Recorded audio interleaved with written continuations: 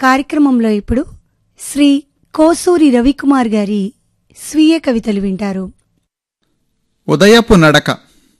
చీకటి తెరల చాటు నుంచి పిల్లికూన పాకినట్టు నెమ్మదిగా కిటికీలోంచి సన్నటి వెలుగు చొరబడే వేళ.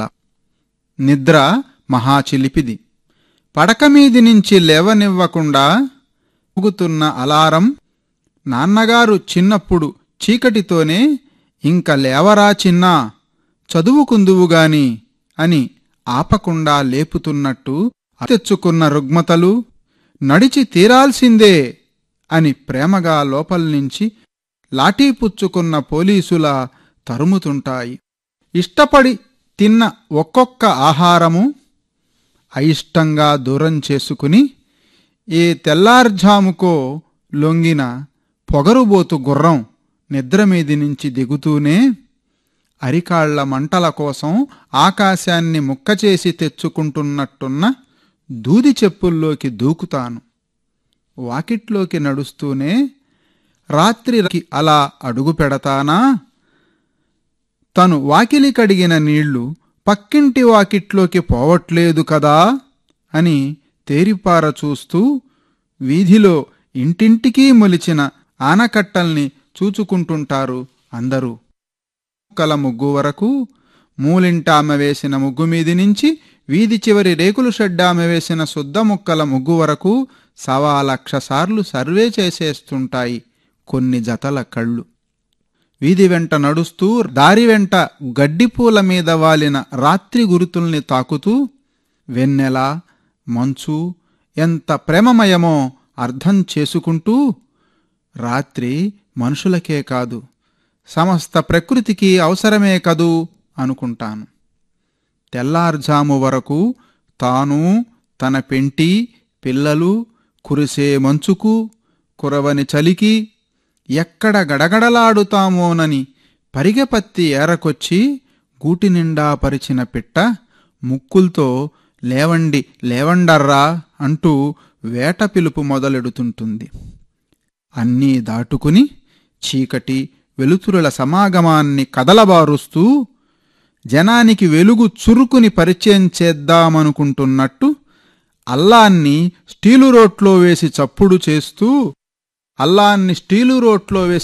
చేస్తూ నిద్రమత్తును చురుకు పుట్టించి విదల్చడం ఎలాగో అందంగా ప్రేమగా చెప్పడం తెలిసిన రాజస్థానీ భాయి ఆగండి ఆగండి భయ్యా అంటూ గాజు గ్లాసులోకి చురుకుదనాన్ని పోషిస్తాడు. అలా వీధి దాటి, ఊరు దాటి ఒక చివరకు చేరగానే మొదలవుతుందది. నేలమీద చోటు ఇక మిగలదేమో అన్నట్టు 6 పంటలిచ్చిన దాన్ని, ఆకలికి అన్నమైన అందగత్తెను ముక్కలు ముక్కలుగా చేసి దారులు దారులుగా గులకరాళ్లు పరిచి వాటి వెంట పూలతో ఊపిరిని మాయం చేయగల పచ్చటి పిచ్చివనాల్ని నాటి వాకింగ్ ట్రాక్ అంటూ ఊపిరికి ఉరిదారుల్ని వేసిన వెంచరు. ఆలస్యమైతే అక్కడే ఆవిరి అయిపోతానేమోననే ఆతృతతో అదీ దాటి నడకకు ఆ చివరకు పరిగెడతాను. నా ప్రియమైన చింతతోపు, పున్నాగ పూలతోపు నా ఊపిరితిత్తుల వైశాల్యాన్ని పెంచుకోమని ప్రాధేయపడే పరిమళాలవి.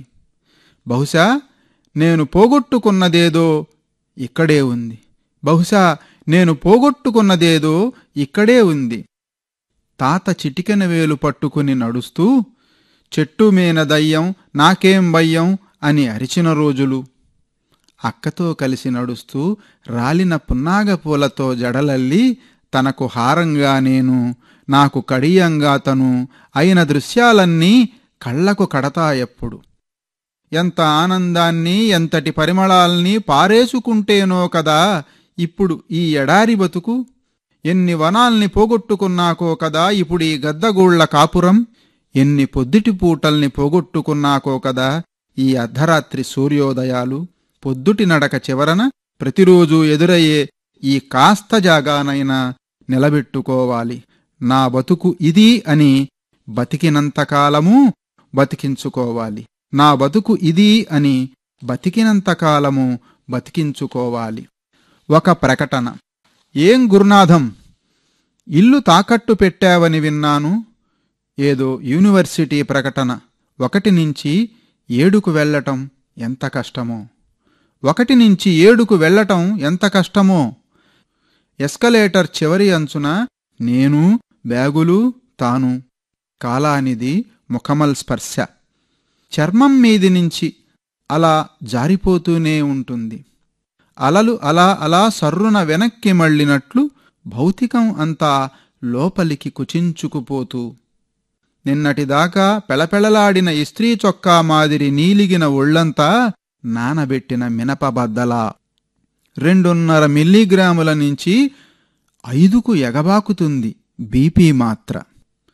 ఆకలిగా ఉంటుంది. పక్కనే కూర్చున్న నడివయస్కుడొకడు మిట్ట మధ్యాహ్నపు ఎండకు పచ్చబడ్డ కళ్ల రంగులో మిసమిసలాడుతున్న మామిడి పండుకు పీలర్తో తొక్కు తీస్తుంటాడు. బహుశా దాన్ని అతడు ఆమెకు ముక్కలుగా కోసిపెట్టేస్తాడేమో. జిల్లార్చుకుపోయిన భూగర్భ జలమాదిరి అట్టడుక్కిపోయిన లాలాజలం లావాలా తన్నుకొచ్చేలోపు డొక్కలో మోచేతిపోటు ఒకటి. ఇదిగో షుగరు మాత్ర వేసుకో, అరగంట తర్వాత జొన్నెరొట్టె తినాలగా అంటూ తను. 10 కిలోమీటర్లు సైకిలు తొక్కిన పిక్కలు, 50 కేజీల బియ్యం మూటను ఇట్టే ఇలుజేర్చిన భుజాలు. 10 కిలోమీటర్లు సైకిలు తొక్కిన పిక్కలు, 50 కేజీల బియ్యం మూటను ఇట్టే ఇలుజేర్చిన భుజాలు. కాజాలు కుట్టే సూదిలోకి లటుక్కున దారం దూర్చగలిగిన చూపు. 100 గ్రాముల కొబ్బరి నూనెను ఆవురావురమని ఆవిరిచేసే నొక్కుల జుట్టు. అన్నీ కట్టగట్టుకుని ఎటు వెళ్ళిపోయాయో. పందుంపుల్లతో పరాచకాలాడగలిగినవై ఉండి వైద్యుడి చేతికి ఆటబొమ్మలైపోయిన పలువరసకు ఏమైందో. చిరునవ్వుల చిరునామా మీద జెల్ పేస్టుబడి చెరిగిపోయింది. చేతక్ మీద చెమ్మక చల్లా అంట ఆడిన ఓడికి ఇవాళ బెర్తు దొరకకపోతే ప్రయాణం పేరాశే అయింది.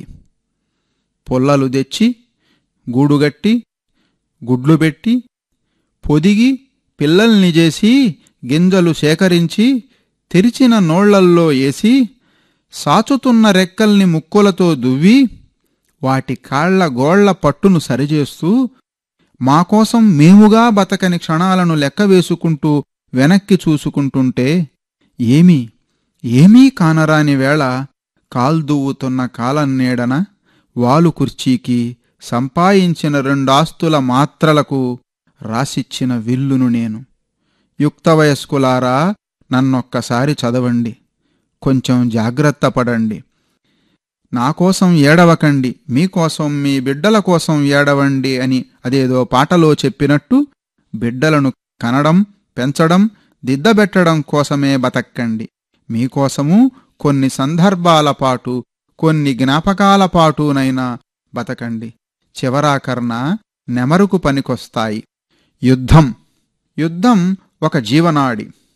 మట్టిని గింజలుగా మలిచేవాడికి, చేతులే ఉలిగా మార్చుకున్నవాడికి, బతుకే పోరుగా, పోరే బతుగ్గా మార్చుకున్నవాడికి ఆగిపోవడం కుదరని పని.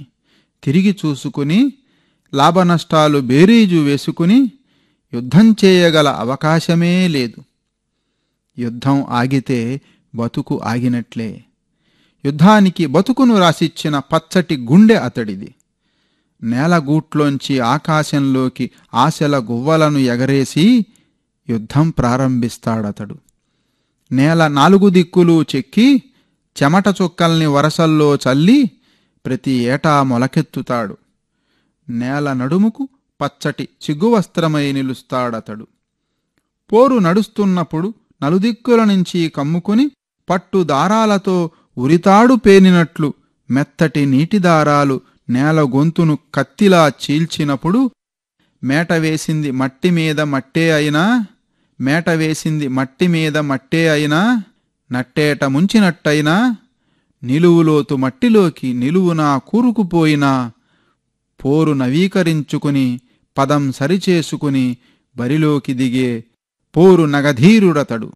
అతడి ధైర్యం ముందు లక్షల క్యూసెక్కుల నీళ్లు బోర్లాపడి దండం పెట్టాల్సిందే. అమ్మ అడిగి అడిగి అన్నం ముద్దలుగా పెట్టినట్టు, అమ్మ అడిగి అడిగి అన్నం ముద్దలుగా పెట్టినట్టు మొక్క మొక్కను పట్టిచూచి పాలు పట్టించగల గొప్ప తల్లిగుండె అతడిది. పాడు పురుగుల స్నేహాల నుంచి రక్షించుకునే తండ్రి మనసు అతడిది. ఊపిరి ఉన్నంతవరకు పోరుకు వెరవని తెగువ అతనిది. వాగు, వరద, కరువు, పురుగు ఏదీ ఆపలేని నిరంతరపు పోరుబాట అతనిది. అతనే లేకపోతే నేల అంగారకగ్రహమైపోదు, నడిచే మనుషులంతా అంతరిక్ష జీవులైపోరు. ధర్మజుడి నెత్తిటి సంగతేమోగాని ఇతడి కంటినీరు ఇంకిన చోట మిగిలిన కాసింత పచ్చదనము పరాయిదైపోదు. ఆకలి లాభంలోనో ఆత్మాభిమానపు నష్టంలోనో పోరులో అతడొరిగిపోతే నేల మొత్తంగా పెద్ద శవపేటిక. ఆత్మాభిమానపు నష్టంలోనో ఆకలి లాభంలోనో పోరులో అతడొరిగిపోతే నేల మొత్తంగా పెద్ద శవపేటిక. పంటలన్నీ శిలాజాలే. బుక్కెడు బువ్వ కోసం అందరము తవ్వకందారులమే, అందరము తవ్వకందారులమే. మీరింతవరకు శ్రీ కోసూరి రవికుమార్ గారి స్వీయ కవితలు విన్నారు. ఈనాటి తెలుగు సాహిత్య కార్యక్రమం